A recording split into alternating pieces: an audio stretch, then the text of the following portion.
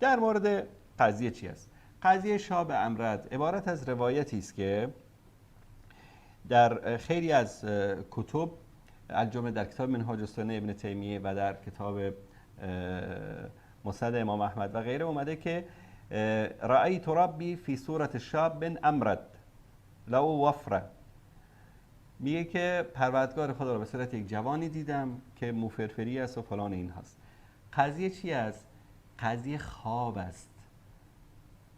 قضیه خواب است. حالا بالفرض محال این حدیث اگر صحیح باشد، این که قضیه بحث جداگانه است، حالا در موردش صحبت میکنم. بلو این که این حدیث صحیح باشد، این خواب است. مثلا شما پدرتون رو در خواب میبینید، خدا رو در خواب میبینید، پیغمبر رو در خواب میبینید و این دیدن خدا و پیغمبر و پدر رو یا هر کسی دیگری در خواب دلالت بر این نمیکنه اون تصویری که شما در خواب دیدید اون یک تصویر واقعی است.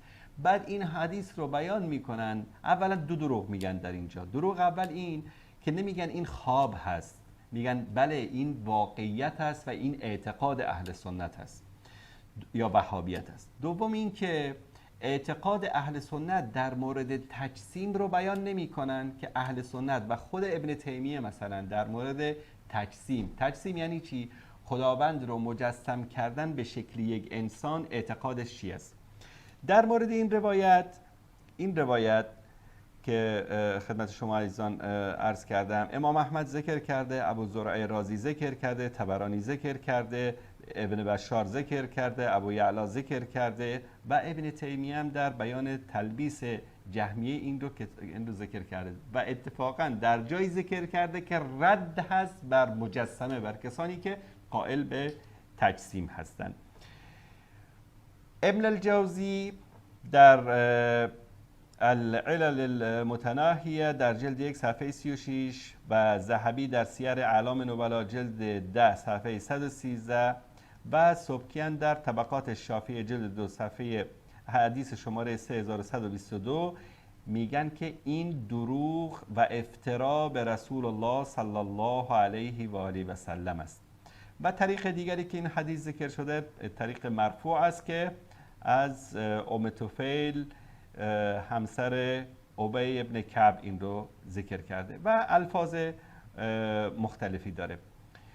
و همچنین همونطوری که خدمت شما عرض کردم تعداد زیادی از اهل علم این رو وقتی ذکر کردن این رو حدیث ضعیف دانستن و این رو انکار کردن. امام احمد در المنتخب من العلل و یحیی بن معین در تاریخ بغداد و نسائی در علل المتناهیه لابن الجوزی و ابن حبان، سبکی، ابن حجر، سیوطی و شوکانی در فواید المجموعه صفحه 447 این روایت رو ذکر کردن. و همونطوری گفتم بالفرض اگر این روایت صحیح باشد، سندش صحیح باشد، روایت صحیح باشد، خواب است و هیچ اشکالی نیست و اعتقاد اهل سنت مبتنی بر خواب نیست. ما اعتقاداتمون رو در مورد ذات اقدس الهی، در مورد مسائل اعتقادی بر اساس خواب بیان نمی کنیم.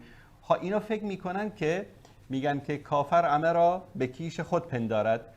اینا هر به قول خودشون هر به اصطلاح دروغی رو، هر چیزی رو که میخوان نسبت بدن بر اساس همون مذهب باطل خودشون نسبت میدن، چون اساس دین اینها بر اثر چی است؟ بر اثر خواب است. فاطمه خواب دیده که رضی الله تعالی عنها که بله یک لوحی رو در دستش میدن که در این لوح مثلا اسم 12 امام است. خواب میبینن که در چاهی در جمکران در اونجا خونه امام زمان است، بعد میرن اونجا رو زیارتگاه درست میکنن. خواب میبینن که امام رضا در فلان جا نمیدونم هست، بعد میرن اونجا رو زیارتگاه شما ببینید اساس دین اینها بر اساس همین خواب و خیال است. فکر میکنن که اهل سنت هم دینشون، اعتقاداتشون بر اساس خواب است و این خواب هیچ جایگاهی در اعتقاد اهل سنت ندارد. حالا میاییم در اینجا ببینید که ابن تیمیه رحمه الله در کتاب منهاج السنه جلد 2 صفحه 313 در مورد اعتقاد خودش و اعتقاد عموم اهل سنت در مورد تجسیم، یعنی مجسم کردن الله سبحانه و تعالی به شکل بشر یا به هر شکلی از اشکالی که ما تصور بکنیم، چی میگه؟ والله سبحانه و تعالی منزعة ان یوصف بشیء من صفات المختص بالمخلوقین.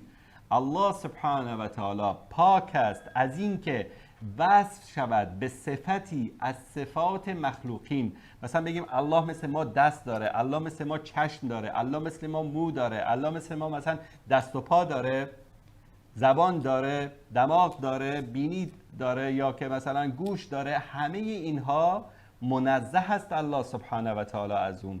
این اعتقاد اهل سنت است. و کل ما اختص بالمخلوق فهو صفت النقص. هر چیزی که مخلوق از صفاتی که مخلوق داره، این از جمله صفاتی است که در اون نقص وجود داره. والله تعالی منزه عن كل نقص و مستحق لغایت الکمال. و الله سبحانه و تعالی از صفات نقص مبرا است و پاک است و مستحق است به صفات کمال. وليس له مثل في شيء من صفات الكمال فهو منزعة عن النقص مطلقا و منزعة في الكمال ان يكون له مثل. الله سبحانه و تعالی منزع است که صفتی از صفات مخلوق رو داشته باشه، شباهتی به مخلوق داشته باشه، و حتی منزه است از این که در صفات کمال خود مانند خود مثل مانندی داشته باشد. این خلاصه قضیه شاب امرد بود که این بیننده ما این سوال خاردار رو کردن و من جوابش رو دادم. بله، سلام علیکم، بفرمایید.